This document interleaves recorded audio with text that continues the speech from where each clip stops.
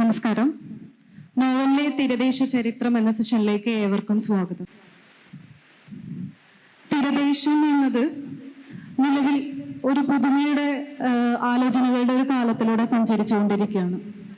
അത് ദൃശ്യതയെക്കുറിച്ച് സംസാരിച്ചിരുന്ന കാലത്ത് നിന്ന് നമ്മൾ കുറെ കൂടെ അതിന്റെ ചരിത്രത്തിലേക്കും അതിന്റെ അടരുകളിലേക്കും ഒരു വിധത്തിൽ പറഞ്ഞാൽ അതിന്റെ ഇമോഷനെ കുറിച്ചിട്ട് ആധുനികമായിട്ടുള്ള തീരദേശ പ്രസ്ഥാനങ്ങളുടെയും സമരരൂപങ്ങളെയും കുറിച്ച് സാമൂഹിക വ്യവഹാരങ്ങളെ കുറിച്ചിട്ടൊക്കെ വളരെ വിശദമായിട്ടുള്ള ആലോചനകൾ നടന്നു വരുന്നുണ്ട്. ആ നിലയ്ക്കത് തീരദേശം സജീവമായിട്ട് ഈ രംഗത്ത് നിലനിൽക്കുന്ന കൂടിയാണ്. ഇവിടെ തീരദേശം എന്ന ആലോചനയിലേക്ക് കടന്നു വരുമ്പോൾ അതൊരു ഭൂമിശാസ്ത്ര സംവർഗം എന്ന നിലയിൽ നിന്ന് മാറിക്കൊണ്ട് ഒരു വിധത്തിൽ അതിന്റെ അതിഥികളെ ലംഘിച്ചുകൊണ്ടുള്ള ഒരു തുടർച്ചയിലൂടെയാണ് ഇന്ന് കടന്നു പോകുന്നത്. ആ നിലയ്ക്ക് കൂടിയാണ് ഈ ചർച്ചകളെ ഞാൻ വീക്ഷിക്കാൻ ആഗ്രഹിക്കുന്നത്. അപ്പൊ തീർച്ചയായിട്ടും അത് കടലും പൊഴിയും തുരുത്തും ചെളിയും മണ്ണും എല്ലാം കടന്നുകൊണ്ടുള്ള അതിന്റെ ഒരു സാംസ്കാരിക പകർച്ചയുടെ ഒരവസ്ഥയിൽ കൂടിയാണ് അതിനെ മനസ്സിലാക്കുന്നത്. ഇവിടെ ആ വിഷയത്തിൽ തീരദേശവുമായി ബന്ധപ്പെട്ടിട്ട് തങ്ങളുടെ എഴുത്തുകളിലൂടെ അതിന്റെ ചരിത്രപരവും സാഹിത്യപരവും ഭാവനപരവുമായ വിവിധ അടരുകളെ തുടർന്ന് കാണിച്ചിട്ടുള്ള എഴുത്തുകാരാണ് നമ്മളോടൊപ്പം ഉള്ളത്. ഈ ഒരു സാഹചര്യത്തിൽ പുതിയ തീരദേശ ആലോചനകൾ വികസിച്ചുകൊണ്ടിരിക്കുന്ന ഒരു പശ്ചാത്തലത്തിൽ എങ്ങനെയാണ് തീരദേശം എന്ന് പറയുന്ന ഒരു സംവർഗത്തെ നോക്കിക്കാണാൻ ആഗ്രഹിക്കുന്നത് ഈ എഴുത്തുകാർ എന്നറിയാനായിട്ട് ഇതിന്റെ തുടക്കം എന്ന നിലയിൽ അങ്ങനെ ഒരു ആലോചനയിലൂടെ പോകാമെന്ന് തോന്നുന്നു. ഞാൻ ആദ്യം ശ്രീ NS മാധവനിലേക്ക് മൈക്ക് കൈമാറും.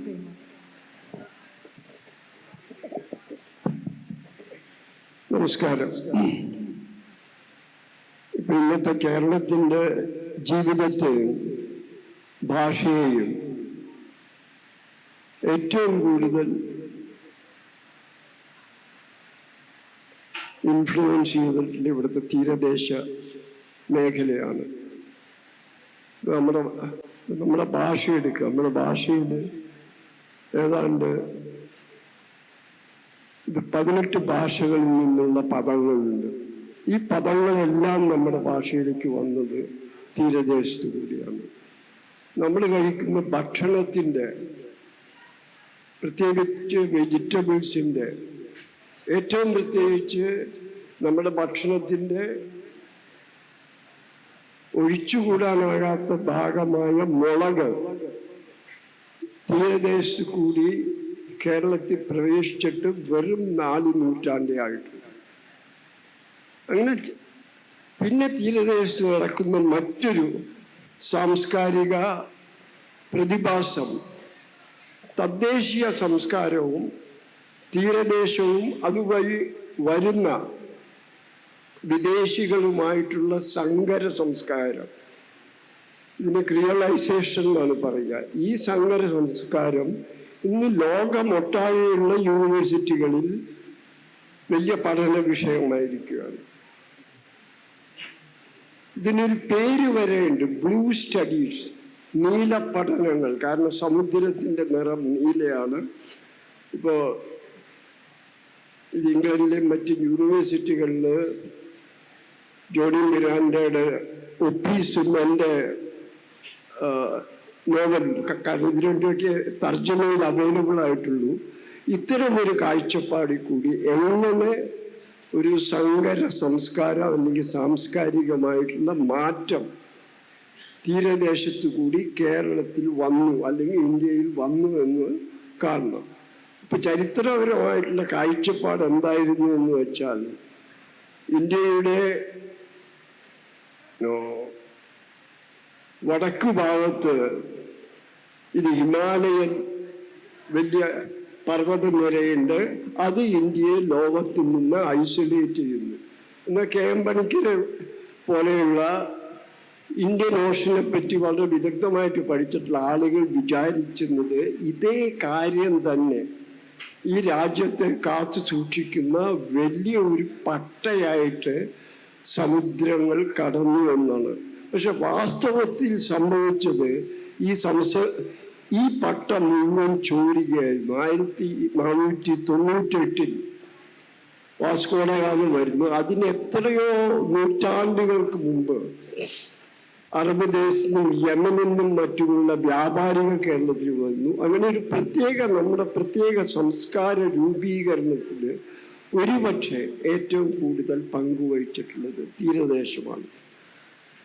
വീണ്ടും ഭക്ഷണത്തിലേക്ക് തിരിച്ചു പോവുകയാണെങ്കിൽ നമ്മുടെ ഭക്ഷണത്തിൻ്റെ നല്ലൊരു പങ്ക് വരുന്നത് നെൽപ്പാടങ്ങളിൽ നിന്നാണെങ്കിൽ രണ്ടാമതായിട്ടുള്ള മുഖ്യമായിട്ടുള്ള ഭക്ഷണ സാധനം വരുന്നത് സമുദ്രത്തിൽ നിന്നാണ്, മീൻ.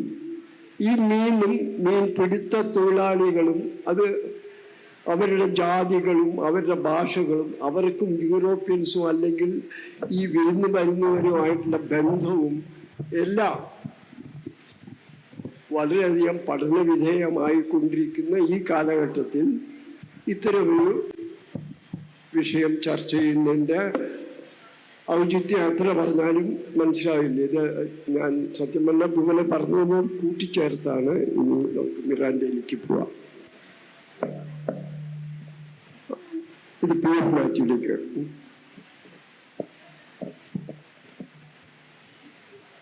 ഇപ്പോ ഇവിടെ ചർച്ചയിൽ വന്നത് തീരദേശം നമ്മുടെ സംസ്കാരത്തിൽ എത്രമാത്രം സംഭാവന ചെയ്തിട്ടുണ്ട് എന്നുള്ള കാര്യങ്ങളാണ്. പക്ഷെ നോവലാണ് നമ്മളിവിടെ ചർച്ച ചെയ്യുന്നത്. നോവലിന്റെ കാര്യം എടുത്തു നോക്കിക്കഴിഞ്ഞാൽ ഈ തീരദേശത്തെ അടിസ്ഥാനമാക്കി വേണമെങ്കിൽ പറയാവുന്ന കുറച്ച് നോവലുകളെ ഉണ്ടായിട്ടുള്ളൂ. ഒരു തീരദേശ സംസ്കാരം ഉൾക്കൊണ്ടിട്ടുള്ള നോവലുകൾ അങ്ങനെ അധികം ഉണ്ടായിട്ടുണ്ടെന്ന് എനിക്ക് തോന്നുന്നില്ല. 600 കിലോമീറ്ററോളം കടലുണ്ടെന്ന് തോന്നുന്നു. ഈ വെള്ളം ഉള്ള ഒരു സ്ഥലമാണ് കേരളം. പക്ഷെ ഇവിടെ ആ ഒരു സംസ്കൃതി നമ്മളുടെ ഈ സർഗാത്മക സാഹിത്യത്തിലേക്ക് വളരെ കുറച്ച് വന്നിട്ടുള്ളൂ എന്ന് എനിക്ക് തോന്നുന്നു. ഇപ്പൊ തകഴി ചെമ്മീൻ എഴുതുമ്പോൾ പോലും അതിനകത്ത് ഒരു കൃത്രിമമായി സൃഷ്ടിച്ച കഥാപാത്രങ്ങളും കൃത്രിമമായ ഒരു പശ്ചാത്തലങ്ങളും അതിനകത്ത് ഒരു പൈങ്കിളി കഥ കൊണ്ട് അദ്ദേഹം ഫിക്സ് ചെയ്യുന്നത്. അതാണ് ചെമ്മീൻ എന്ന് പറഞ്ഞ് നമ്മൾ ആഘോഷിച്ചൊരു സംഭവം. അത് തീരവുമായിട്ട് കാര്യമായിട്ട് ബന്ധമില്ലെന്ന് അന്ന് തന്നെ ചെമ്പിലരൻ പ്രസ്താവിക്കുകയുണ്ടായി. അപ്പോ ഈ യഥാർത്ഥത്തിൽ ഒരു കടലോര സാഹിത്യം വളരെ കുറച്ച് കേരളത്തിൽ ഉണ്ടായിട്ടുള്ളൂ എന്നാണ് ഞാൻ വിശ്വസിക്കുന്നത്. ഇപ്പൊ എന്റെ ഈ തീരദേശ എഴുത്തുകാരനായിട്ട് പലപ്പോഴും പറയാറുണ്ട്, ഞാൻ ഒരിക്കലും വിചാരിക്കുന്നില്ല, ഞാൻ ചാവുനിലം എഴുതുമ്പോൾ ഞാൻ ഒരിക്കലും എന്നെ ഒരു തീരദേശത്തിന്റെ പശ്ചാത്തലത്തിൽ ഒരു നോവൽ എഴുതണമെന്ന് ഞാൻ ഒരിക്കലും ഉദ്ദേശിച്ചിട്ടില്ല. അത് എഴുതി കഴിഞ്ഞിട്ടും എനിക്ക് അങ്ങനെ തോന്നിയിട്ടില്ല. പിന്നെ അത് അങ്ങനെ ബ്രാൻഡ് ചെയ്യപ്പെട്ടു എന്ന് എനിക്കറിയില്ല. ഇപ്പൊ ഈ സ്ഥല കാലം അടിസ്ഥാനമാക്കി നോക്കിക്കഴിഞ്ഞാൽ ഈ ചാവുനിലത്തിന്റെ ഭൂമി അത് ഒരിക്കലും ഒരു നനവുള്ള പ്രദേശമല്ല. അത് ചുറ്റിനും വെള്ളമുണ്ടെങ്കിലും ആ സ്ഥലം വരണ്ടുണങ്ങി കിടക്കുന്ന ഒരു സ്ഥലമാണ്. അത് വളരെ സർവീലായിട്ടുള്ള ഒരു പ്രദേശമാണ്. അത് എന്താ പറയുക, ഒരു മൈൻഡ്സ്കേപ്പാണ്, ഒരു മനോലോകം എന്ന് പറയാവുന്ന ഒരു ലോകമാണ്. മിക്കവാറും നമ്മുടെ എഴുത്തിലൊക്കെ അങ്ങനെ തന്നെയാണ് വന്നിരിക്കുന്നതെന്ന് എനിക്ക് തോന്നുന്നു. ഇപ്പൊ പരിഷ്കാര വിജയമാണ് ആ 100 വർഷം മുമ്പ് എഴുതപ്പെട്ട നോവല് വാര്യത്ത് ജോർജ് പീറ്റർ എഴുതിയിരിക്കുന്നത്. അതിൽ പോലും തീരദേശമല്ല വന്നിരിക്കുന്നത്. തീരദേശത്തിൽ നിന്ന് വളരെ അകലെ മാറി ജീവിക്കുന്ന ലത്തീൻ കത്തോലിക്കരായ സമൂഹത്തിന്റെ ജീവിതമാണ് വന്നിരിക്കുന്നത്. നിർഭാഗ്യവശാൽ ലത്തീൻ കത്തോലിക്ക സമൂഹം ഈ കടലുമായി ബന്ധപ്പെട്ടിരിക്കുകയാണ് എന്നുള്ള ഒരു ഉറച്ച ബോധ്യം എങ്ങനെയോ സംഭവിച്ചു. അതിന്റെ പേരിലാണ് ഈ ചർച്ചകൾ ഇങ്ങനെ വഴിതിരിഞ്ഞു പോയതെന്നാണ് എനിക്ക് തോന്നുന്നത്. ആ ചർച്ചയെ നേരായ ദിശയിലേക്ക് കൊണ്ടുവരേണ്ടതുണ്ട് എന്നാണ് ഞാൻ വിചാരിക്കുന്നത്. ശ്രീ ജോണി മിറ.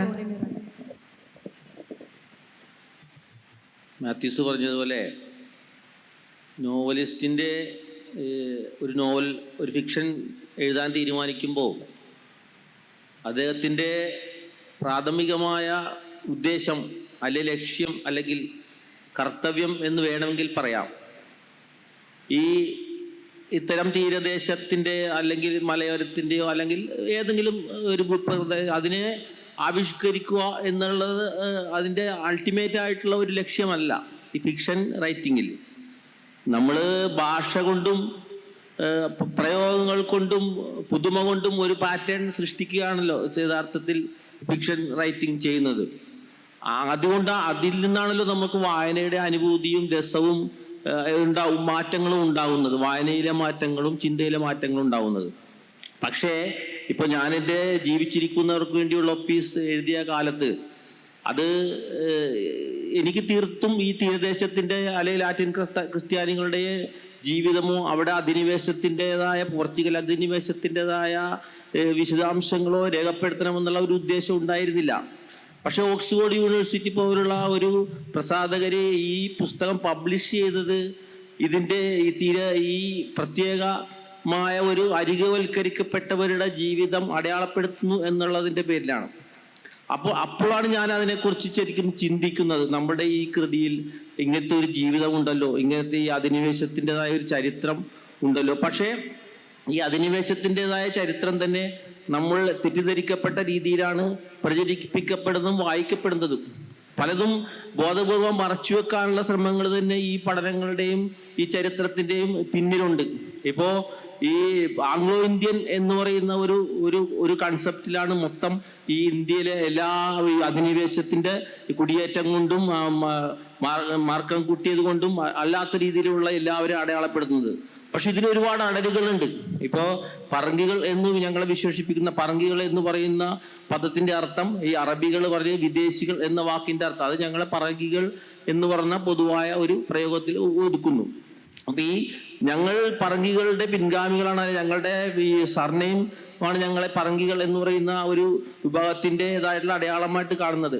അപ്പോ അതിനെ തന്നെ ഇഴകീറി പരിശോധിച്ചപ്പോൾ ഈ ഞങ്ങൾ പറങ്കികൾ തന്നെയല്ല, പറങ്കികൾ ഈ മലാക്ക, ഇന്തോനേഷ്യൻ ദ്വീപുകൾ, ഒരേ സമയം ഈ ഇന്ത്യ മുഴുവനും, അതുപോലെ ലാറ്റിൻ അമേരിക്കൻ, ബ്രസീൽ, അങ്ങനെയുള്ള സ്ഥലങ്ങൾ വരെയൊക്കെ ഈ പോർച്ചുഗൽ, നമ്മുടെ കേരളത്തെക്കാൾ ചെറുതായ ഒരു സ്ഥലം ആണ് ഈ പോർച്ചുഗൽ. അവർ 1498 ആ സമയത്ത് 14 പായ്ക്കപ്പലുകളിൽ 2 കൊല്ലവും 2 മാസവും എടുത്ത് യാത്ര ചെയ്താണ് ഇവിടെ വരുന്നത്. അപ്പോൾ അത്രയും അങ്ങനെ വരുന്ന ആളുകൾ മലാക്ക പോലത്തുള്ള ഇന്തോനേഷ്യ പോലുള്ള സ്ഥലങ്ങളിലും കോളനികൾ ഉണ്ടായിരുന്നു.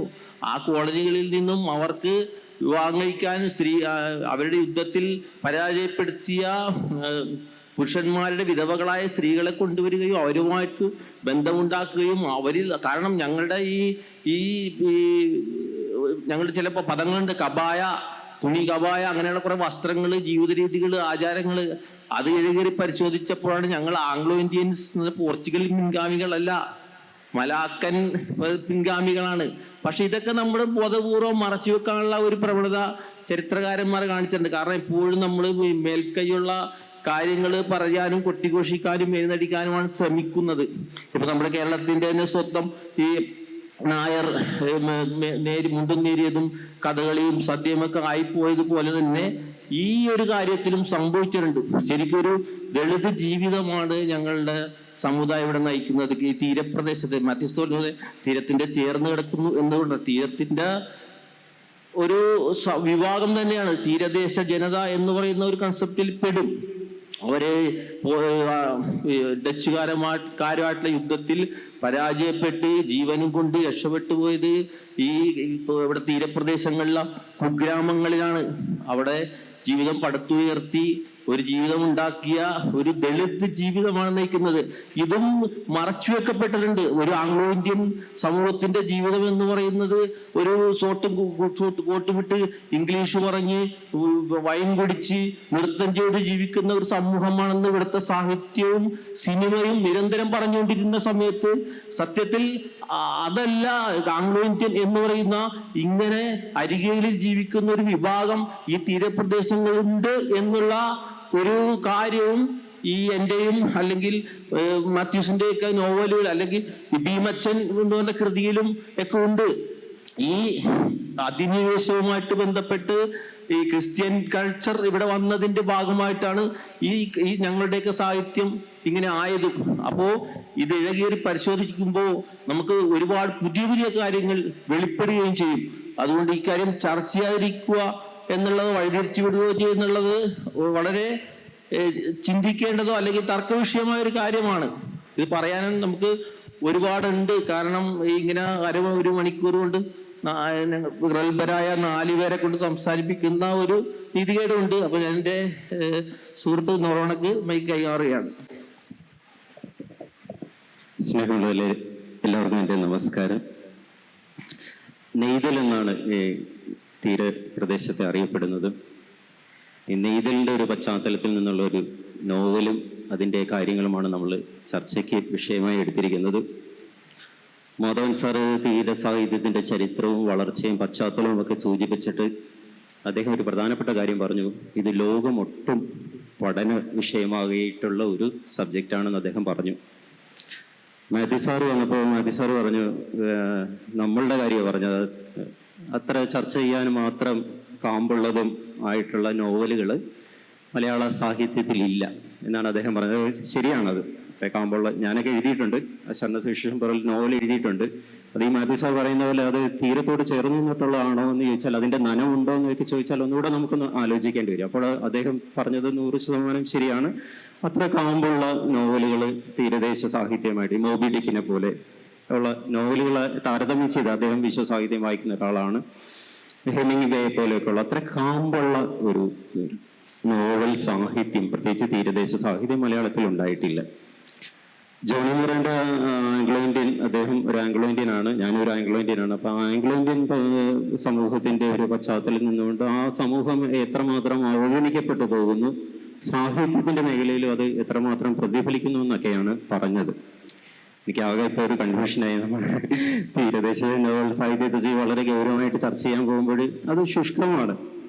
പിന്നെ എന്താണ് നമ്മൾ ചർച്ച ചെയ്യുക? അത് കാണികളുടെ മുഖത്തുണ്ട്. നിങ്ങളിങ്ങനെ വളരെ സീരിയസ് ആയിട്ട് ഇരിക്കുമ്പോൾ എനിക്കത് മനസ്സിലാവുന്നുണ്ട്. എന്ത് ഒരു അസ്വസ്ഥത നിങ്ങളിലും അതിന്റെ വിത്ത് പാകിയിട്ടുണ്ട് എന്ന് വിശ്വസിക്കാനാണ് ഞാൻ ആഗ്രഹിക്കുന്നത്. ഞാൻ ആലോചിക്കുകയാണ്, ഉള്ള സാഹചര്യം ഉള്ള സാഹിത്യം വെച്ചിട്ട് തീരദേശ സാഹിത്യം എന്താണ്, അതിന്റെ ഇപ്പോഴത്തെ അവസ്ഥ എന്താണ്? ഞാൻ തീരദേശ സാഹിത്യത്തെ അടയാളപ്പെടുത്താൻ ആദ്യം എഴുതിയത് കക്കുകളിയാണ്. അതിന്റെ തുടർച്ചയായിട്ടാണ് കക്കുകളിയുടെ എന്ന് പറയുന്ന കഥയുടെ വലിയൊരു ക്യാൻവാസാണ് മുടിയറകൾ എന്ന് പറയുന്ന നോവൽ. ഈ കക്കുകളി എന്ന് പറയുന്ന നാടകം കഥ നെയ്തൽ തീരത്ത് നിന്നാണ് എഴുതുന്നത്. അപ്പൊ ഈ കഥ വന്നു കഴിഞ്ഞ് കുറച്ച് നാൾ കഴിഞ്ഞപ്പോൾ ഞങ്ങളുടെ തീരദേശത്തുള്ള ഒരു അമർച്ചർ നാടക സംഘം, പുന്നപ്പുറ എന്ന് പറയുന്ന സ്ഥലം, നിങ്ങൾക്കത് ഫേമസ് ആണ്. പുന്നപ്പുറ എന്ന് പറയുന്ന സ്ഥലത്ത് ഒരു നെയ്തൽ നാടക സംഘം അത് കക്കുകളി എന്ന് പറയുന്ന നാടകമായി അവതരിപ്പിച്ചു. കക്കുകളി എന്ന് പറയുന്ന നാടകമായി അവതരിപ്പിച്ച് അത് ഒരു കുറച്ച് സ്റ്റേജ് കളിച്ചു കഴിഞ്ഞപ്പോൾ ഒരു മതത്തിന്റെ എതിർപ്പ് അതിന് വന്നു. മതത്തിലെ പുരോഹിതന്മാരും അതുപോലെ സന്യസ്തരും അതിനെ എതിർത്തിട്ട് ആ നാടകം കേരളത്തിന്റെ മണ്ണിൽ കളിക്കാൻ പറ്റാത്ത ഒരു സാഹചര്യമുണ്ടായി. അതിനെ തുടർന്ന് നിയമവ്യവസ്ഥ അതിനെ നിരോധിച്ചില്ലെങ്കിൽ പോലും അതിൻ്റെ അണിയറകളിലുണ്ടായ ഗൂഢമായ ചില നീക്കങ്ങളുടെ ഫലമായിട്ട് കക്കുകളി എന്ന് പറയുന്ന നാടകം കേരളത്തിൽ കളിക്കാൻ പറ്റാത്ത വിധം അത് ഉന്മൂലനം ചെയ്യപ്പെട്ടു. അത് പോയി. ആ നാടകം ഇനി കേരളത്തിന്റെ മണ്ണിൽ കളിക്കില്ല. ആ നാടകം ചെയ്ത നെയ്തൽ നാടക സംഘം എന്ന് പറയുന്ന നാടക സംഘം നെയ്തൽ എന്ന പേര് മാറ്റിയിട്ട് ആ പേര് ഉപയോഗിക്കാൻ പറ്റാതെ വന്നിട്ട് അവര് മരുതം നാടക സംഘം എന്ന് പറഞ്ഞിട്ട് ജയമോഹന്റെ ഏറ്റവും പ്രശസ്തമായ മാടൻ മോക്ഷം എന്ന് പറയുന്ന നാടകത്തിലേക്ക് അവർ ചൂടുമാറ്റി. ആ നാടകം അടുത്ത് തന്നെ ഒരു വരും. അപ്പൊ കക്കുകളി പൂർണ്ണമായിട്ടും നാടകം എന്ന രൂപത്തിൽ നിന്ന് കേരള മണ്ണിൽ നിന്ന് തുടച്ചു നീക്കപ്പെട്ടു. കക്കുകളി എന്ന് പറയുന്ന കഥ എഴുതിയ ഞാൻ എനിക്കിനിയും പറയണം, അതിനെക്കുറിച്ച് എനിക്കിനിയും സംസാരിക്കണം. നിങ്ങളൊരു നാടകം നിരോധിച്ചിട്ടും കഥയെക്കുറിച്ച് നിങ്ങൾ മതപുരോഹിതര് പടവാളെടുത്തിട്ട് ഞാനത് പറയില്ലെന്നും പറഞ്ഞ് എനിക്ക് പേടിച്ച് ഒതുങ്ങിയിരിക്കാൻ പറ്റില്ല. അപ്പോൾ ഞാൻ എന്ത് ചെയ്തു? ആ കഥയെ വികസിപ്പിച്ച് ഞാൻ വലിയ ഒരു രൂപത്തിലൊരു നോവലായിട്ട് എഴുതി എന്റെ പ്രതിഷേധവും എന്റെ പ്രത്യേകതകളും ഞാൻ മുടിയറകളും നോവലിലൂടെ കാണിച്ചു. എനിക്ക് ഒരു എഴുത്തുകാരനെ തോക്കാൻ വയ്യ, ഞാൻ തോക്കില്ല, ഞാൻ അവസാനം വരെ പോരാടും. എനിക്ക് ആ ഒരു യുദ്ധത്തിൽ നഷ്ടപ്പെട്ടത് എന്റെ ജോലിയാണ്. വളരെ സെക്യൂർഡ് ആയിട്ടുള്ളൊരു സർക്കാർ ജോലി എനിക്ക് പോയി. ഞാൻ പറഞ്ഞു വരുന്ന വിഷയം അതല്ല. നെയ്തൽ നാടക സംഘം കക്കുകളി കേരളത്തിന്റെ ഇതില് നിയമം നിരോധിച്ചില്ലെങ്കിൽ പോലും അത് പരോക്ഷമായി അത് നിരോധിക്കപ്പെടുകയും കേരള മണ്ണിൽ നിന്ന് ഉന്മൂലനം ചെയ്യുകയും ചെയ്തപ്പോൾ നാടക സംഘം അതിനെ ഉപേക്ഷിച്ച് മറ്റൊരു നാടകവുമായി പോയി. എഴുത്തുകാരൻ എന്ത് ചെയ്തു? അതിന്റെ അനവധി സാധ്യതകൾ തേടിയിട്ട് ആ കഥയെ വികസിപ്പിച്ച് വലിയൊരു നോവലായിട്ട് പ്രസന്റ് ചെയ്ത് വായനക്കാരുടെ മുന്നിൽ സമർപ്പിച്ചു. രണ്ടുപേരെ ഏകദേശം സെറ്റിൽഡാണ്, അവരുടെ കാര്യങ്ങൾ അവർ ചെയ്തു. പക്ഷെ നിങ്ങൾ നോക്കണം, 20-30 വർഷം കഴിയുമ്പോൾ ഈ തീരദേശത്തെ സാംസ്കാരിക ചരിത്രം പഠിക്കുന്ന പുതുതലമുറ അവർ പഠിക്കും ഈ കേരള മണ്ണിലെ തീരദേശവുമായി ബന്ധപ്പെട്ട് ഒരു നാടകം വന്നപ്പോൾ അത് കളിക്കാൻ പറ്റാത്ത വിധത്തിൽ സാംസ്കാരികമായി അത് അധപ്പതിച്ചു പോയ ഒരു കാലഘട്ടമായിരുന്നു ഇത് എന്ന് 20-30 വർഷം കഴിയുമ്പോൾ അന്നത്തെ യുവതലമുറ അത് പഠിക്കുകയും അത് പറയുകയും ചെയ്യും. ആ നാടകം നിരോധിച്ചതിന്റെ, കക്കുകളി എന്ന് പറയുന്ന നാടകം നിരോധിച്ചതിന്റെ ചരിത്രം ഇവിടെ അടയാളപ്പെട്ട് കിടക്കുകയാണ്. ക്രിസ്തുവിന്റെ 6ാം തിരുമുറിവിനോടൊപ്പം കക്കുകളിയും ചർച്ച ചെയ്യുന്നുണ്ട്. ഈ കഴിഞ്ഞ ദിവസം പ്രകാശ് രാജും ഒരു ഔട്ട്ലുക്കിലെ ഒരു റിപ്പോർട്ടറുമായിട്ടുള്ള ഷാഹിനുമായിട്ടുള്ള ഇന്റർവ്യൂവിൽ പ്രകാശ് രാജ് പറയുകയാണ്, കേരളം എന്ന് പറയുന്നത് സാംസ്കാരികമായിട്ടുള്ള എല്ലാ കാര്യങ്ങൾക്കും പ്രോത്സാഹനം നൽകുകയും എന്തിനേയും സപ്പോർട്ട് ചെയ്യുകയും ചെയ്യുന്ന ഒരു മണ്ണാണ് കേരളത്തിൻ്റെതെന്ന് പറയുമ്പോൾ ഷാഹിനയുടെ അടുത്ത ക്വസ്റ്റ്യൻ, കക്കുകളി എന്ന് പറയുന്ന ഒരു നാടകം അത് മതപുരോഹിതന്മാരെ എതിർത്തതിന്റെ പേരിൽ നിരോധിക്കപ്പെട്ട മണ്ണ് കൂടിയാണ്, അങ്ങേക്ക് ഈ ചരിത്രം അറിയില്ലേ എന്ന് ചോദിക്കുന്നു. അപ്പോൾ നിങ്ങളൊന്ന് ആലോചിക്കണം, ഇതൊരു 20 വർഷമോ 30 വർഷമോ കഴിയുമ്പോൾ ഈ കേരളത്തിന്റെ സാംസ്കാരിക ചരിത്രം പഠിക്കുമ്പോൾ അന്നുണ്ടായിരുന്ന ആൾക്കാർ പറയും, നമ്മൾ ഇപ്പോൾ മുഖാമുഖം നോക്കിയിരുന്ന് സംസാരിക്കുന്ന ഈ കാലഘട്ടം എന്ന് പറയുന്നത് കേരളത്തിന്റെ സാംസ്കാരിക വിശാലമായ ആ ഒരു കാഴ്ചപ്പാടിനെ കളങ്കപ്പെടുത്തുന്ന ഒരു ലോകത്തിലാണ് ഞാനും നിങ്ങളും ജീവിക്കുന്നതെന്ന് അന്നുള്ള തലമുറ പറയും. കാരണം മതപുരോഹിതന്മാരുടെ എതിർപ്പ് കൊണ്ട് ഒരു നാടകം ഈ മണ്ണിൽ നിന്നും ഉന്മൂലനം ചെയ്യപ്പെട്ടു. അതിന്റെ അടരുകളിലേക്ക് പോകുമ്പോൾ അന്നുള്ള തലമുറ ചിന്തിക്കും, അന്ന് ആരാണ് ഈ കേരളം ഭരിച്ചിരുന്നതെന്ന്. സംസ്കാരത്തെയും ആവിഷ്കാര സ്വാതന്ത്ര്യത്തെയും നിരന്തരം സപ്പോർട്ട് ചെയ്യുകയും അതിനെ വലിയതായിട്ട് ഉദ്ഘോഷിക്കുകയും ചെയ്യുന്ന ഒരു ഇടതുപക്ഷ ജനാധിപത്യ മുന്നണിയുടെ സംവിധാനത്തിലുള്ള ഭരണകൂടം ഇവിടെ ഭരിക്കുമ്പോഴാണ് ഈ മണ്ണിൽ കക്കുകളി എന്ന് പറയുന്ന നാടകം മൃഗീയമായി പൈശാചികമായി മണ്ണിൽ നിന്ന് ഉന്മൂലനം ചെയ്തു പോയിട്ടുള്ളത്. ഈ തീരസാഹിത്യം പിന്നെ എങ്ങനെയാണ് വളരുക? ഇവിടെ നിന്ന് എങ്ങനെയാണ് കാമ്പുള്ള രചനകൾ ഉണ്ടാവുക? എവിടെയെങ്കിലും നമ്മൾ അധികാരത്തിനെതിരെയുള്ള പോരാട്ടമാണ് നമ്മുടെ സാഹിത്യം എന്ന് പറയുന്നത്. അതിൽ ലോകത്തിൽ ഏറ്റവും കൂടുതൽ ശക്തമായ അധികാരത്തിന്റെ പവറുള്ളത് പുരോഹിത അധികാരത്തിനാണ്. ഇന്ത്യയുടെ ചരിത്രം നോക്കൂ, അമേരിക്കയുടെ ചരിത്രം നോക്കൂ, ആരാണ് ആ കൺട്രിയെല്ലാം ഭരിക്കുന്നത്? പുരോഹിതരാണ്. അപ്പോൾ അത്തരം ഒരു പുരോഹിത മേധാവിത്വത്തിനെതിരെ ഇവിടെ ഒരു സാഹിത്യവും ഒരു കലയും രൂപപ്പെട്ടു വരുമ്പോൾ ആ കലയെ മണ്ണിട്ട് മുണ്ടുന്ന ഒരു സംസ്കാര മണ്ണിലാണ് നമ്മൾ നിൽക്കുന്നത്. അത്ര എനിക്ക് പറയാനുള്ളൂ. Thank you Noronha. ഇപ്പൊ ഇവിടെ ഉയർന്നു വന്ന ചർച്ചകളിൽ PF മാത്യൂസ് സൂചിപ്പിക്കാൻ ശ്രമിച്ച ഒരു കാര്യമുണ്ടായിരുന്നു. തീരപ്രദേശത്തെ കുറിച്ചിട്ടുള്ള രചനകൾ കുറവായിരുന്നു. തീരപ്രദേശം എന്ന് പറഞ്ഞിട്ട് ഇവിടെ ചർച്ച ചെയ്യുന്ന രചനകൾ അതിൽ തന്നെ ഉൾപ്പെടുന്ന ഒന്നാണോ എന്ന നിലയ്ക്ക് ഞാൻ അടുത്തൊരു സെഷനിലേക്കുള്ള ഒരു ചോദ്യമായിട്ട് ചോദിക്കുന്നത്, അങ്ങനെ ഒരു സാമാന്യമായ നിർവചനങ്ങൾക്കകത്ത് തീരപ്രദേശത്തെ നമുക്ക് ഒതുക്കാൻ പറ്റുമോ? ഒന്നാമത് തീരപ്രദേശം സീക്വൽ ടു കടൽ എന്ന് പറയുന്ന, കടലിനെ ഒരു ഐക്കോണിക് ആയിട്ട് നിലനിർത്തുമ്പോഴാണല്ലോ നമുക്ക് തീരപ്രദേശത്തെ അങ്ങനെ ഒന്ന് ചുരുക്കാൻ പറ്റുക. തീരപ്രദേശം എന്നത് സീ കോസ്റ്റ് എന്ന നിലയിൽ തന്നെ അതിന് തുരുത്തായിട്ടും അത് ഈ ദ്വീപ് സമൂഹങ്ങൾ തുരുത്തിനെയും കായലിനെയും ഒക്കെ ഉൾക്കൊള്ളുന്ന ഡ്രൈലാൻഡ് കൂടി ചേർന്ന ഒരു ഒഴുക്കുകളിലാണ് തീരദേശം നിൽക്കുന്നത് എന്ന് ആലോചിക്കുമ്പം ആ വിഷയത്തെ കുറിച്ചും കൂടെ നമുക്ക് ഗൗരവമായിട്ട് സമീപിച്ചുകൂടെ? തീരപ്രദേശം എന്ന് പറഞ്ഞിട്ട് നമ്മൾ കടലിനെ മാത്രം ഇക്വേറ്റ് ചെയ്യേണ്ട ഒരാവശ്യമില്ലല്ലോ. മാത്രമല്ല ഇപ്പൊ നോവൽ ചർച്ചകളിലേക്കാണ് നമ്മൾ പോകുന്നത്. ഇപ്പം അങ്ങയുടെ ചാവുനിലത്തിലേക്ക് പോകുന്ന സമയത്ത് ഒരു ലത്തീൻ കത്തോലിക്കരുടെ ഒരു ചരിത്രം, അതിന്റെ ഒരു അടരുകൾ, അത് മിത്തിന്റെ നേരത്തെ പറഞ്ഞ ഡ്രൈലാൻഡിന്റെ ഒരു ഭ്രമാത്മകത അത് കൊണ്ടുവരുമ്പോ തന്നെ ഇത് ഒരു മുഖ്യധാരയ്ക്ക് എതിരായിട്ടുള്ള ഏതെങ്കിലും ഒരു സമാന്തരമായ ഒരു ചരിത്രം തന്നെ സൃഷ്ടിക്കാൻ ശ്രമിക്കുകയല്ലേ? ആ നിലയ്ക്ക് അത് തീരദേശം എന്ന നിലയ്ക്ക് തന്നെ നിൽക്കാൻ പറ്റില്ലേ അങ്ങനെയുള്ള രചനകൾക്ക്? ചാവുനിലത്തിന്റെ കാര്യത്തിൽ എനിക്ക് സംശയമുണ്ട്. അത് തീരജീവിതത്തിന്റെ ഒരു പരിമിതിക്കകത്ത് അത് വരുമോ എന്നുള്ള കാര്യത്തിൽ എനിക്ക് സംശയമുണ്ട്. അതൊരു വിശാലമായ മനുഷ്യാവസ്ഥയെ അഡ്രസ്സ് ചെയ്യുന്ന ഒരു നോവലായിട്ടാണ് എനിക്ക് തോന്നുന്നത്.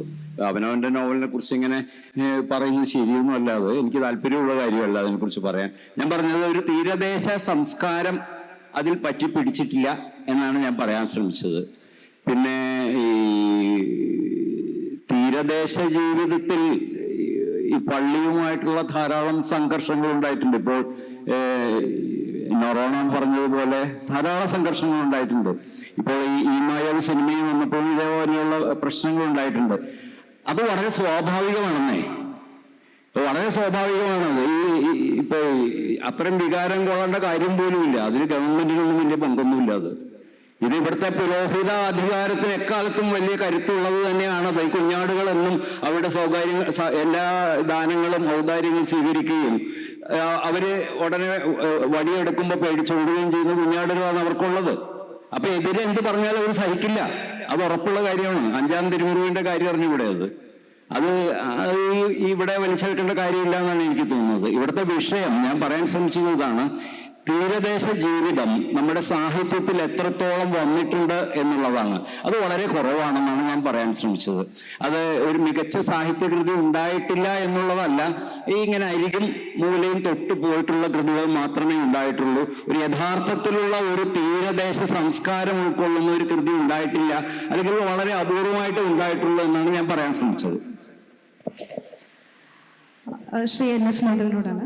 ഇപ്പം ലണ്ടൻ ബത്തേരിയിൽ തിനകൾ വായിക്കുന്ന സമയത്ത് അതിൽ സാറ് ഒരു സ്ഥലത്ത് പറയുന്നുണ്ടായിരുന്നു, കൊച്ചിയിലെ വരത്തന്മാരുടെ ഒരു ചരിത്രം ഒരു അപ്പമായിട്ട് എടുക്കാമെങ്കിൽ അതിനെ 150ഓളം വർഷം പഴക്കമുള്ള 3 ഭാഗങ്ങളായിട്ട് അതിനെ തിരിക്കാം. അതിലെ ഏറ്റവും എരിവുള്ള ഭാഗം പറങ്കികളുടെ, ലൈക്ക് ഒരു ഗദ്യകാവ്യം പോലെ തന്നെ നിൽക്കുന്ന ഒരു പ്രസ്താവനയാണിത്. ഇപ്പൊ ഇത്തരത്തില് തീരദേശത്തിന്റെ ഒരു സാമൂഹിക രൂപങ്ങൾ അല്ലെങ്കിൽ അതിൻ്റെ ഒരു ലാവണ്യാനുഭവങ്ങള് നോവലിൽ എന്ന് പറയുന്ന ഒരു രൂപത്തെ നൽകിയ സംഭാവന എന്താണ്? എഴുത്തിലൂടെ കടന്നു പോകുന്ന സമയത്ത് അതൊരു മലയാള നോവൽ സാഹിത്യത്തിനകത്തേക്ക് ഇതെങ്ങനെ എന്ത് വാഗ്ദാനമാണ് ഈ ഒരു അനുഭവം?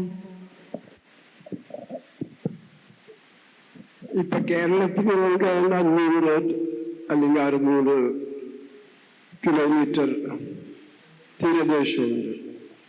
ലോകത്തിലെ മുഴുവൻ തീരദേശം എടുക്കുകയാണെങ്കിൽ അതേതാണ്ട് 1.5 ലക്ഷം കിലോമീറ്റർ നീളമുണ്ട്. എന്നാൽ എത്ര തീരദേശ നോവലുകൾ ലോക സാഹിത്യത്തിലുണ്ട്? എത്ര തീരദേശ നോവലുകൾ നമുക്ക് അറിയാവുന്നതായിട്ടുണ്ട്? എൻ്റെ അറിവിൽ വളരെ വിരളമാണ്.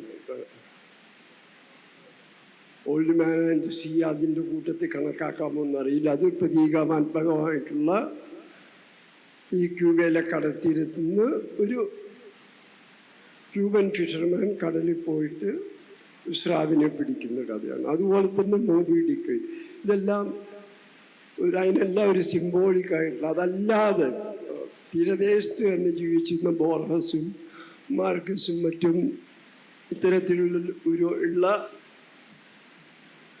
സാഹിത്യരചന നടത്തിയിട്ടില്ല. ഇതുപോലെ തന്നെ നമ്മൾ ഇനി മലമ്പ്രദേശ സാഹിത്യം അന്വേഷിച്ചു പോകരുത്, ഇടനാട് സാഹിത്യം അന്വേഷിച്ചു പോകരുത്.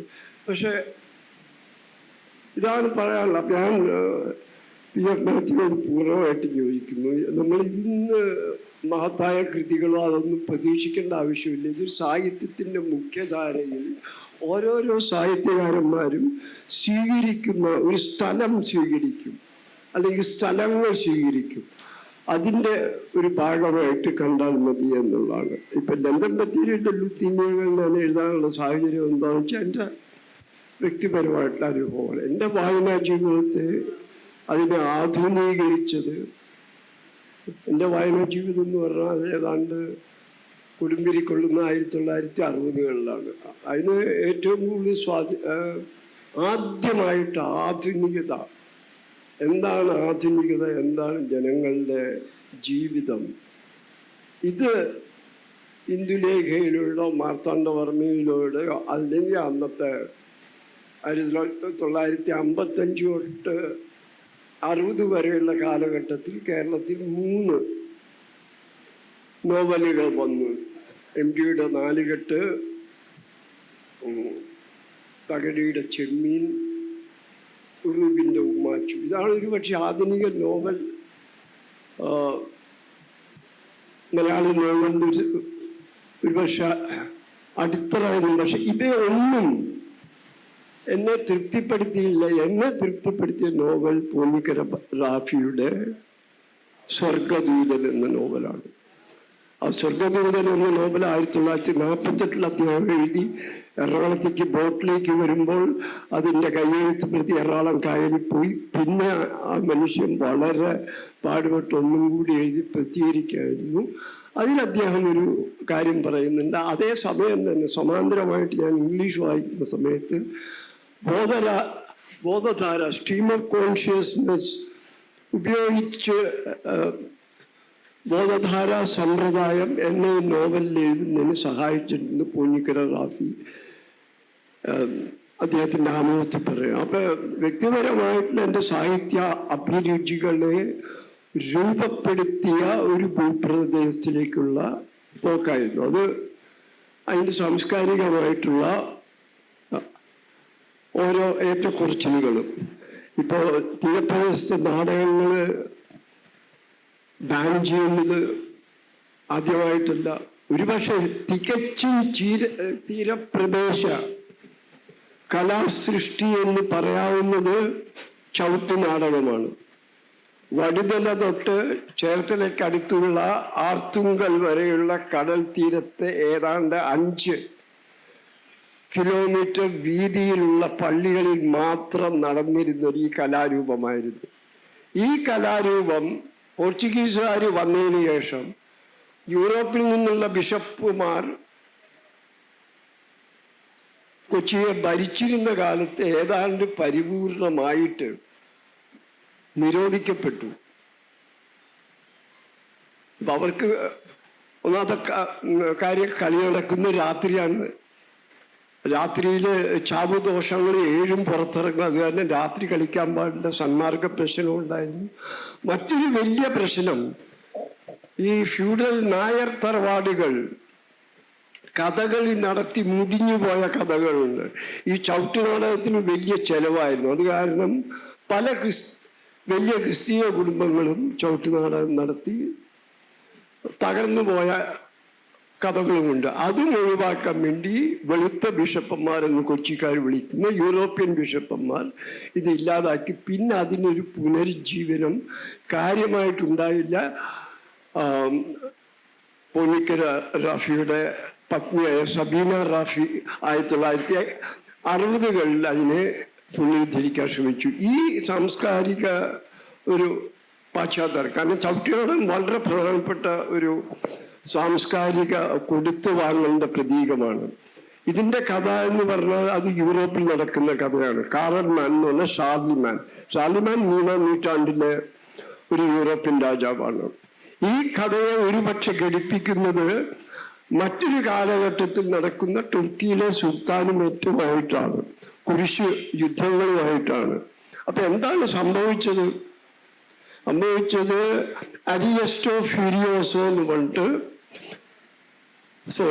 അരിയസ്റ്റോ ലുഡോവാക് എന്ന് പറഞ്ഞിട്ടുള്ള ഒരു വളരെ പ്രസിദ്ധനായ 16-ാം നൂറ്റാണ്ടിലെ ഇറ്റാലിയൻ എഴുത്തുകാരന്റെ അതിപ്രശസ്തമായിട്ടുള്ള ഒരു ഇറ്റാലിയൻ കൃതി ഒർലാൻഡോ ഫ്യൂരിയാസോ. എന്തുകൊണ്ട് റോളൻഡിന് ദേഷ്യം വന്നു? ഈ കൃതി ലോകമെമ്പാടും ക്രിസ്തീയ പ്രചരണത്തിന് വേണ്ടി ഉപയോഗിച്ചിരുന്നു. ഈ കൃതിയാണ് ഈ കൃതി എങ്ങനെ കേരളത്തിലെത്തി? ഒരു ഇറ്റാലിയൻ, ഇതാണ് കാറൽമാൻ ചരിതമായിട്ട് മാറുന്നത്. ഇത് നെഹ്റുവിന്റെ മുമ്പിൽ ആദ്യമായിട്ട് അവതരിച്ചപ്പോ നെഹ്റു അത്ഭുതപ്പെട്ടു പോയി. ഇത് എങ്ങനെ റോളൻഡിന്റെ ഷാർലിമേന്റെ കഥകൾ കേരളത്തിന്റെ കുഗ്രാമങ്ങളിൽ അവതരിക്കപ്പെടുന്നു? ഇതാണ് സാംസ്കാരികമായ കൊടുത്തുവാങ്ങലുകളുടെ ഇതിൽ കൂടി തന്നെ നമ്മുടെ ഭാഷയും നവീകരിക്കപ്പെട്ടു, വേഷം പലതും നവീകരിക്കപ്പെട്ടു. അപ്പൊ ഈ ഒരു വലിയ ഫിനോമിനൻ പിന്നെ ഞാൻ കണക്കാക്കുന്നത് കേരളത്തിലെ സാമൂഹികത്തിലെ ഏറ്റവും വലിയ വിപ്ലവം നടന്നത് ഈ കടൽ തീരങ്ങളിലാണ്. ഈ വിപ്ലവം നടക്കുന്നത് യൂറോപ്യൻസ് വരുന്നതിന് മുമ്പുള്ള, അത് വന്നതിന് ശേഷവും ഇന്നും വളരെ അടിച്ചമർത്തപ്പെട്ട ഒരു വിഭാഗം ആൾക്കാർ, മുക്കുവന്മാരായിട്ടും വയലുകളിൽ ജോലിയെടുക്കുന്നവരും മറ്റുമായിട്ട് വലിയൊരു വിഭാഗം ആൾക്കാർ കൊച്ചിയിലും സമീപ പ്രദേശത്തും ഉണ്ടായിരുന്നു. ഇപ്പൊ 1948 എഴുതിയ പൂഞ്ഞിക്കർ റാഫിയുടെ പുസ്തകങ്ങളിൽ എറണാകുളത്തെ കുറിച്ചുള്ള വിവരണം നോക്കിയാൽ കാണാൻ വടുതല തൊട്ട് തേവര വരെ കായൽ തീരത്ത് മുഴുവൻ, ഇന്ന് അമ്പര ചുംബികൾ നിൽക്കുന്ന സ്ഥലത്ത് മുഴുവൻ മുക്കുവക്കുടി മുക്കുവ കുടിലുകളാണ്. അത് എങ്ങനെയുള്ള കുടിലുകൾ? കുടിലുകളുടെ ഹൈറ്റ് 3 അടി കൂടാൻ പാടില്ല. അന്നത്തെ നിയമമായിരുന്നു. കുപ്പമാടെന്നാണ് ഇതിനെ വിളിച്ചിരുന്നത്. വീട്ടിലേക്ക് കുഴിയിലേക്ക് ഇറങ്ങണം. ഇവരെ മതപരിവർത്തനം നടത്താൻ ഒരുപക്ഷെ അന്നത്തെ രാഷ്ട്രീയ സമ്മർദ്ദത്താൽ, യൂറോപ്യൻകാരുടെ സമ്മർദ്ദത്താൽ മഹാരാജാവ് അനുവദിച്ചു. അങ്ങനെ ലക്ഷക്കണക്കിന് ആളുകൾ പരിവർത്തനം നടത്തുകയും അവർ 5ാമത്തെയോ 6ാമത്തെയോ 7ാമത്തെയോ തലമുറയാണ് ജീവിതത്തിൽ അഭ്യുദയം കണ്ടെത്തുകയും ചെയ്തു. ഇത് എന്നെ വളരെയധികം ആകർഷിച്ചൊരു കാര്യമാണ്.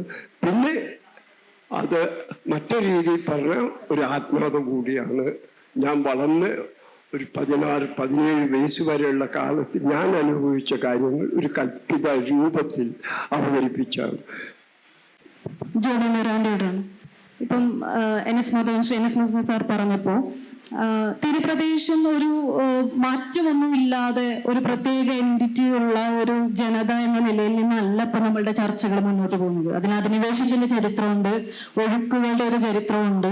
ഇവിടെ നിന്നും അങ്ങോട്ടേക്കുള്ള യാത്രകളുടെയും അവിടെ നിന്ന് തിരിച്ചു ഇങ്ങോട്ടേക്കും പുറം നാടുകളിലേക്കുള്ള യാത്ര, കേരളത്തിൽ തന്നെ മലഞ്ചെരുവുകളിൽ നിന്ന് ഇടനാട് വഴി സഞ്ചരിച്ച് തീരപ്രദേശത്തേക്കുള്ള ഒരു ഒഴുക്ക്, ഇങ്ങനെ ഒരു ഒഴുക്കിന്റെ ഒരു ഭൂമികയിൽ കൂടിയാണ് നമ്മൾ തീരദേശത്ത് നോക്കുന്നത്. അപ്പം മിറാൻഡയുടെ നോവലുകളിലേക്ക് വരുമ്പോൾ, ഒപ്പീസിലോട്ടൊക്കെ വരുന്ന സമയത്ത് കൊച്ചിയിലെ ഒരു ക്രിയോൾ സംസ്കാരത്തെ, അപ്പൊ അതിൽ തന്നെ പറയുന്നുണ്ട് ഒരു സങ്കര സംസ്കാരത്തെ കുറിച്ചിട്ട്. അതിനെ എങ്ങനെ നോക്കിക്കൊണ്ടു, അല്ലെങ്കിൽ അതിൽ എഴുത്തിലോട്ട് വരുമ്പോൾ ഈ സങ്കര സംസ്കൃതിയെ തീരദേശത്തിന്റെ അതിനെങ്ങനെയാണ് വിലയിരുത്താൻ ആഗ്രഹിക്കുന്നത്? സങ്കര സംസ്കാരം അത് പ്രധാനമായിട്ട് ഇപ്പോൾ ഭാഷയുടെ ഒരു കാര്യം എടുത്തു കഴിഞ്ഞാൽ, ഇപ്പം ഞങ്ങളുടെ കുടുംബത്തിൽ തന്നെ സംസാരിക്കുമ്പോൾ അനേകം പദങ്ങൾ നിത്യജീവിതത്തിൻ്റെ ഭാഗമായിട്ടുണ്ടായിരുന്നു. ഇത് നേരത്തെ പറഞ്ഞ മലാക്കയിൽ നിന്ന പദങ്ങളുണ്ട്, പോർച്ചുഗൽ പദങ്ങളുണ്ട്, ബ്രസീലിൽ നിന്നുള്ള പദങ്ങളുണ്ട്, അറബികളിലെ പദങ്ങളുണ്ട്. പൊതുവായി ഇതിന് മൊത്തം പോർച്ചുഗൽ നേരത്തെ പറഞ്ഞ അതിൽ ഒതുക്കി നിർത്തിയിരിക്കുന്നു എന്നുള്ള മാത്രമേ ഉള്ളൂ. പക്ഷേ ഈ എൻ്റെയും മുമ്പത്തെ തലമുറക്ക് ഈ ഞങ്ങളുടെ മലയാളവുമായിട്ട് ഇടകലർന്നാണ് ആ ക്രയോൾ ഭാഷ ഉപയോഗിച്ചുകൊണ്ടിരുന്നത്, പദങ്ങൾ മാത്രം. പക്ഷെ അല്ലാത്തൊരു ഭാഷയും പ്രാർത്ഥനയും പാട്ടും ഒക്കെ ഉണ്ടായിരുന്നു എന്നാണ് പറയുന്നത്. ഇപ്പം പോഞ്ഞിക്കര പള്ളിയിൽ ലാറ്റിനിൽ കുർബാന ചൊല്ലുകയും പാട്ടുകൾ പാടുകയും ചെയ്യുന്ന ഒരു അവിടെ അങ്ങനെ അതിനെക്കുറിച്ച് അറിവുള്ള ആളുകളുണ്ടായിരുന്നു. പോഞ്ഞിക്കര പള്ളിയിൽ ലാറ്റിൻ പാട്ടുകൾ പാടാനും മരിച്ച സംസ്കാരം ചെയ്യണം. പോഞ്ഞിക്കറാഫിക്ക് ഒരുപക്ഷെ ഇതിനെക്കുറിച്ച് കൂടുതൽ അറിവും അല്ലെങ്കിൽ എഴുതാനുള്ള ശേഷിയും ഉണ്ടായിരുന്നു. പക്ഷേ അദ്ദേഹം ചരിത്രത്തിൻ്റെ അടരുകളിലേക്ക് മുങ്ങിത്താഴ്ന്നു പോകുന്നൊരു സ്വർഗദൂതൻ പോലുള്ള മഹത്തായ ഓരോപ്രോനോബിസ് എന്ന് പറയുന്നത് ഈ പോർച്ചുഗീസുകാരും ഡച്ചുകാരും തമ്മിലുണ്ടായ യുദ്ധവും ഈ കാഫിർ എന്ന പദമാണ് കാപ്പിരി എന്നായത്. ഈ കാപ്പിരികളെ ഈ പോർച്ചുഗീസുകാർ യുദ്ധത്തിൽ തോറ്റ് കഴിഞ്ഞപ്പോൾ കാപ്പിരികളെ ഇവിടെ ഉപേക്ഷിച്ച് അവർക്ക് എന്ത് ചെയ്യുന്നതിനറിയില്ല. അവരൊക്കെ ഇവിടെ അതിജീവന ശേഷിയില്ലാതെ ഈ സമൂഹത്തിൽ തന്നെ അലിഞ്ഞ് തീരുകയും അതിനെക്കുറിച്ചൊന്നും ഒരു പഠനങ്ങൾ ഉണ്ടാകുകയോ ചരിത്രപരമായിട്ടുള്ള കുറിപ്പുകളോ ഫിക്ഷൻ പോലും ഉണ്ടായിട്ടില്ല. എനിക്ക് തോന്നുന്നത് ഇപ്പൊ പോഞ്ഞിക്കറാപ്പിയുടെ സ്വർഗദൂതനും ഓരോപ്രോനോബിസിനും ശേഷം മലയാളത്തിൽ തീരദേശവുമായിട്ട് ബന്ധപ്പെട്ടുണ്ടായ ഏറ്റവും കനപ്പെട്ടെന്നല്ല, അതിൻ്റെ ഒരു ചരിത്രത്തെ വേണ്ട വിധത്തിൽ പരിശോധിക്കാനും എഴുതാനും ഉണ്ടായ ശ്രമം എൺപത്തിരത്തിനീളാണ്.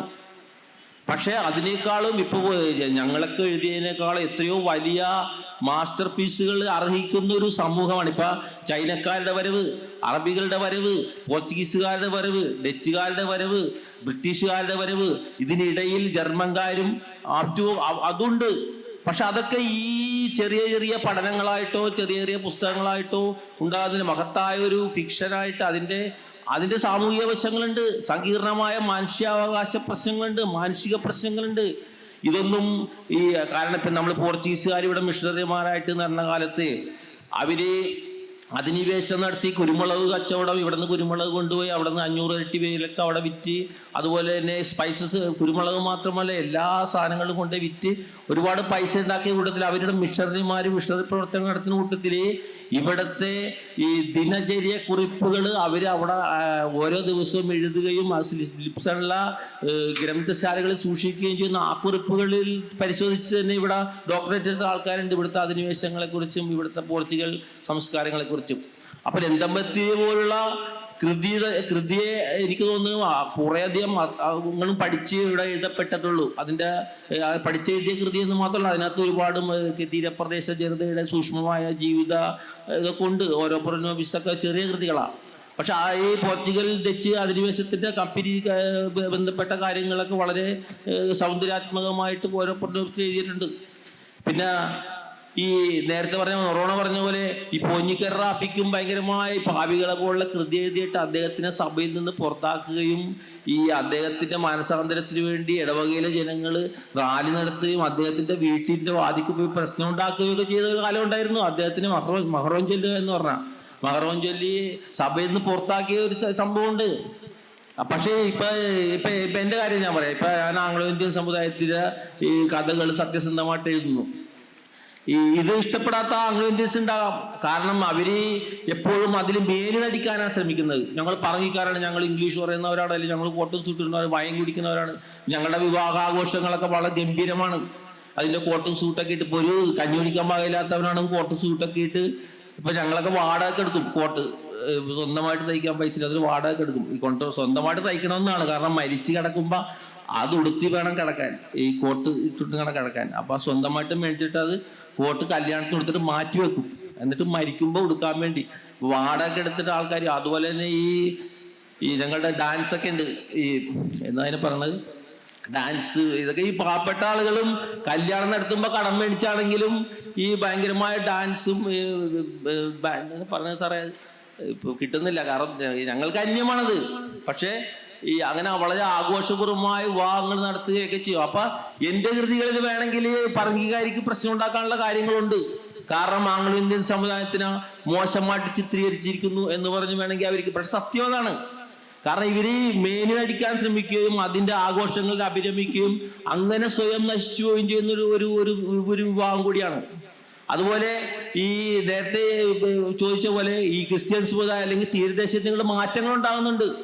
ഇപ്പൊ എന്റെ ഈ നമ്മുടെയൊക്കെ ഇപ്പോഴത്തെ ക്രിസ്ത്യൻ കൃതികളിൽ ഈ സഭയ്ക്ക് ഇപ്പൊ പോഞ്ഞിക്കറാഫിയുടെ കൃതികൾ ഇന്ന് സഭ മാറ്റി നിർത്തുന്നില്ല, പോഞ്ഞിക്കറാഫിനെ മാറ്റി നിർത്തുന്നില്ല. ഇപ്പൊ എന്റെ കൃതികളിൽ ഇപ്പൊ ജൂതക്കഴിവേറി എന്നുള്ള പ്രയോഗമൊക്കെ ഉണ്ട്. പക്ഷെ അതൊന്നും ഇവര് പുസ്തകങ്ങൾ വായിക്കാത്ത കൊണ്ടാണോ എന്നറിയില്ല. ഈ പുസ്തകം വായിക്കുന്ന ഒരു ശീലം കുറവാണ്. കാരണം ബൈബിള് വായിക്കണം എന്നാണ് ഇപ്പോഴും പറയുന്നത്. അപ്പോ വായിക്കാത്തോടാന്നറിയില്ല.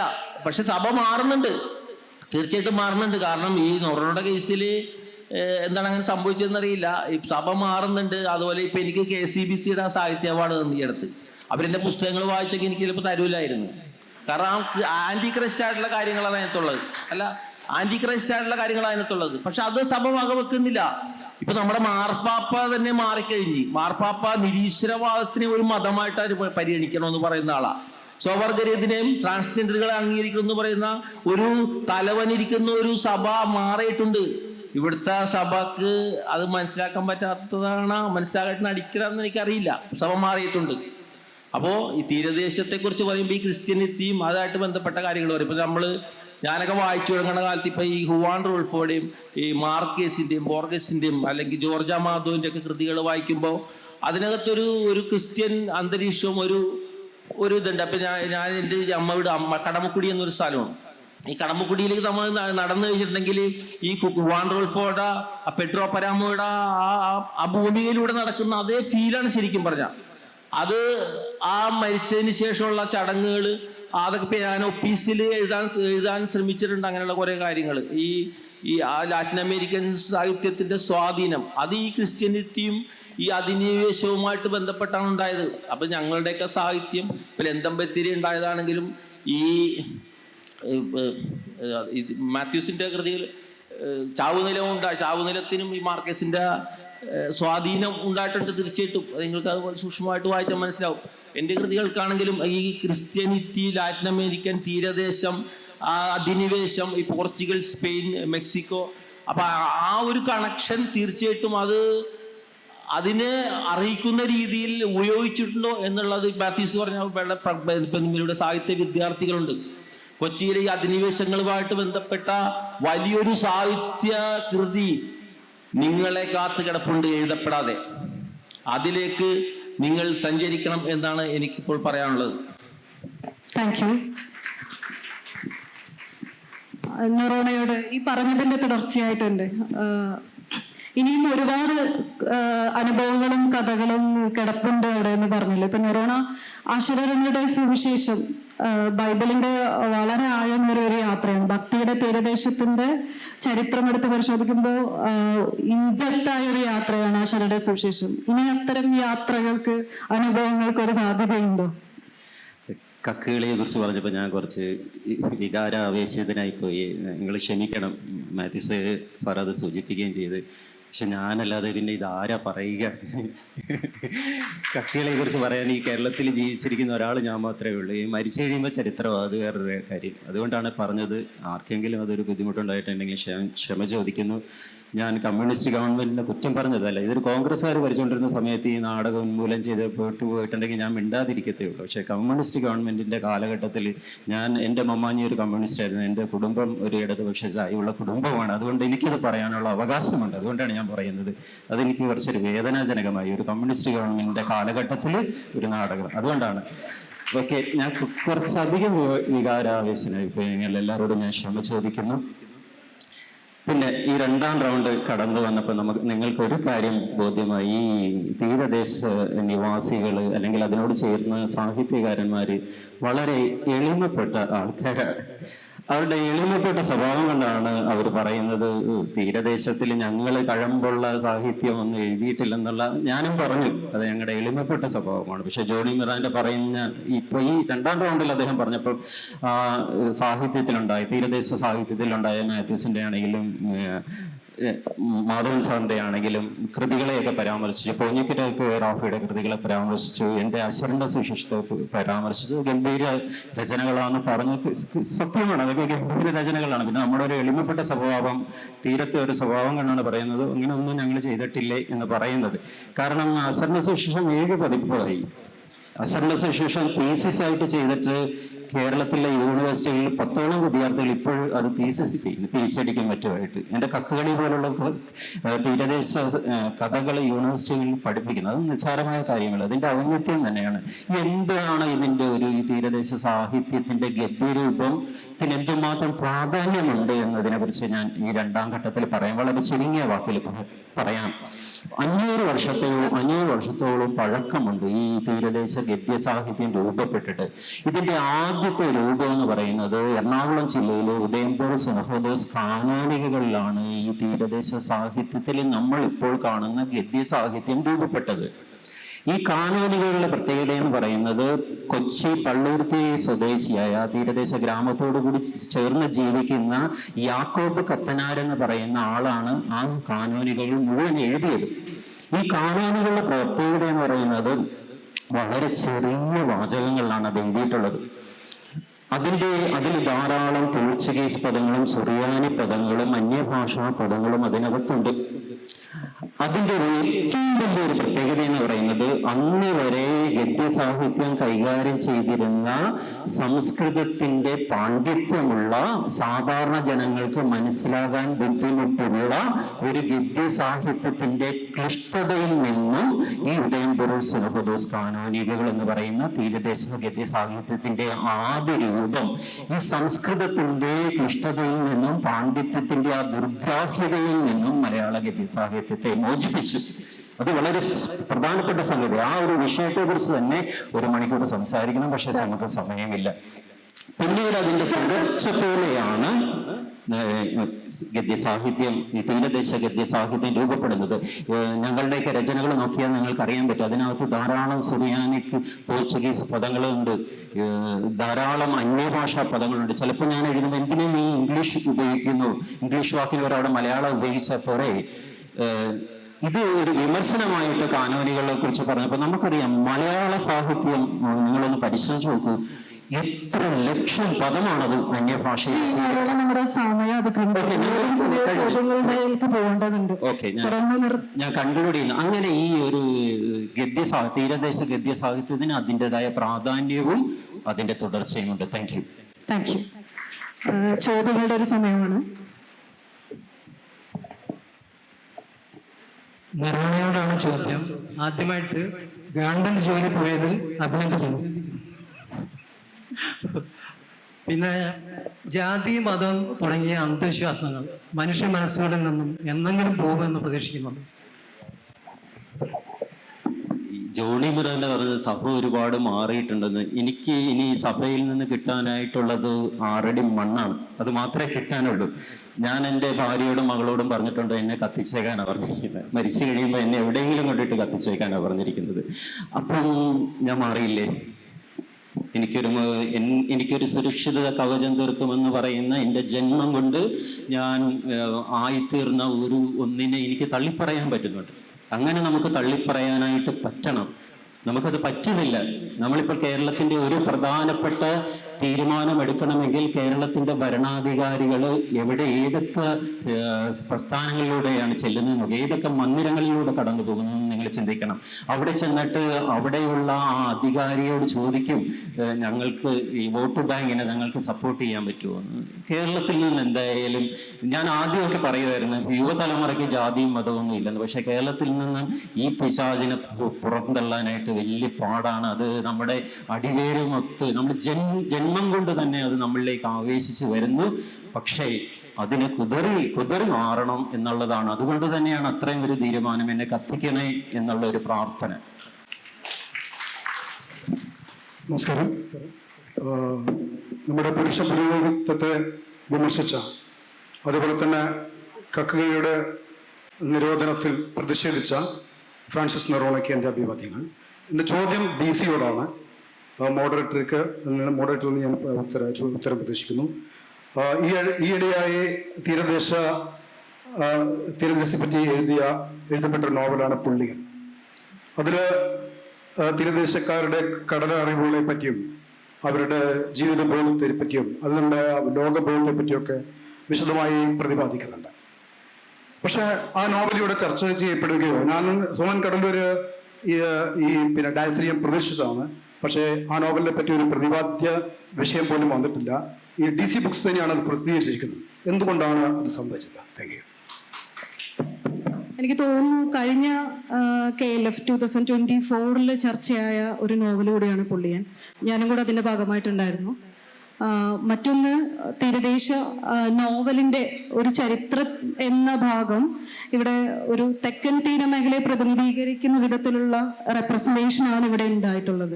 അപ്പൊ ചരിത്രത്തെ ആ നിലയ്ക്ക് മനസ്സിലാക്കിയത് കൊണ്ടാവാം ചിലപ്പം ഈ പറഞ്ഞ പോലെ പുള്ളിയൻ്റെ രചയിതാവ് ഇല്ലാതിരുന്നതിൻ്റെ കാരണം. എനിക്കറിയില്ല, ഞാൻ എൻ്റെ ഒരു എക്സ്പ്ലനേഷൻ, എൻ്റെ തോന്നലുകളാണ് പറഞ്ഞത്. മറുപടി പറയേണ്ടത് DC ബുക്സ് ആണ്.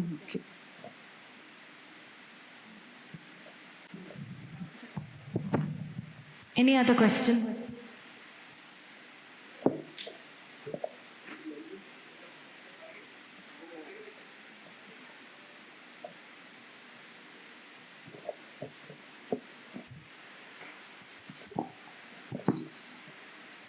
മതത്തെ സംബന്ധിച്ചുള്ള കാഴ്ചപ്പാടിൽ ഇവിടെ നൊറോണ മാത്രം ഒരു വ്യക്തമായ ഒരു നിലപാട് ഇവിടെ പറയുകയുണ്ടായി.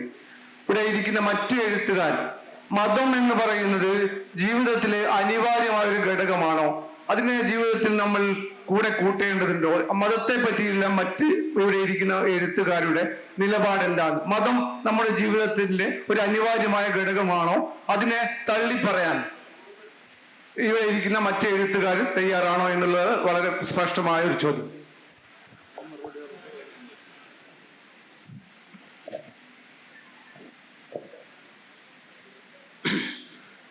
മതം അനിവാര്യമാണോ എന്ന് ചോദിച്ചാൽ അനിവാര്യമല്ലെങ്കിലും അത് നമുക്ക് നമ്മുടെ ജീവിതത്തിൽ നിന്ന് ഒഴിവാക്കാൻ പറ്റില്ല. കാരണം അത് അത്രേ വേരുകളായിട്ട് കഴിഞ്ഞു നമ്മുടെ സമൂഹത്തിലും ജീവിതത്തിലും. ഇപ്പൊ ഞാനൊരു നിരീശ്വരവാദിയാണ്. പക്ഷെ ഞാൻ ഡ്രൈവ് ചെയ്യുമ്പോൾ ഞാൻ ദൈവമേ എന്ന് വിളിക്കും. സത്യമാണ്. കാർ ഓടിക്കുമ്പോൾ ഞാൻ ദൈവമേ എന്ന് വിളിക്കും. ഞാൻ നിരീശ്വരവാദിയാണ്, സത്യം. കാരണം ഞാൻ ശാസ്ത്രത്തിന്റെ ഇതിൽ വിശ്വസിക്കുന്ന ആളാ. പരിണാമ സിദ്ധാന്തം, ശാസ്ത്രം, ഈ ഭൂമി ദൈവം പരിണമിച്ചുണ്ടായത്. പക്ഷേ ഞാൻ കാരണം ഈ മനുഷ്യന്റെ അത് ഏറ്റവും പുതിയ പഠനങ്ങൾ തെളിയിക്കുന്നത് ഒരു മനുഷ്യന്റെ ബ്രെയിനിന്റെ പകുതിക്ക് നിരീശ്വരവാദവും പകുതിക്ക് ഈശ്വര വിശ്വാസവുമായിട്ട് പോകാൻ കഴിയുമെന്നാണ്. കാരണം അതല്ല ഇത് തർക്ക വിഷയമാണ്. കാരണം നമുക്ക് എല്ലാ സമയത്തും നമുക്കിത് ഒഴിവാക്കേണ്ട ആവശ്യമില്ല. ലോകത്തുണ്ടായ ഒരുപാട് കലാപരമായ പ്രസ്ഥാനങ്ങൾ മതത്തിൽ നിന്നുണ്ടായിട്ടുണ്ട്. അല്ല തർക്ക വിഷയമാണെന്ന് ഞാൻ എൻ്റെ അഭിപ്രായം പറയുന്നു. കാരണം ഈ സൗന്ദര്യാത്മകമായ ഒരുപാട് രചനകള്, അല്ലെ കലാസൃഷ്ടികള്, ദേവാലയങ്ങള്, സംഗീതം മതത്തിൽ നിന്നുണ്ടായിട്ടുണ്ട്.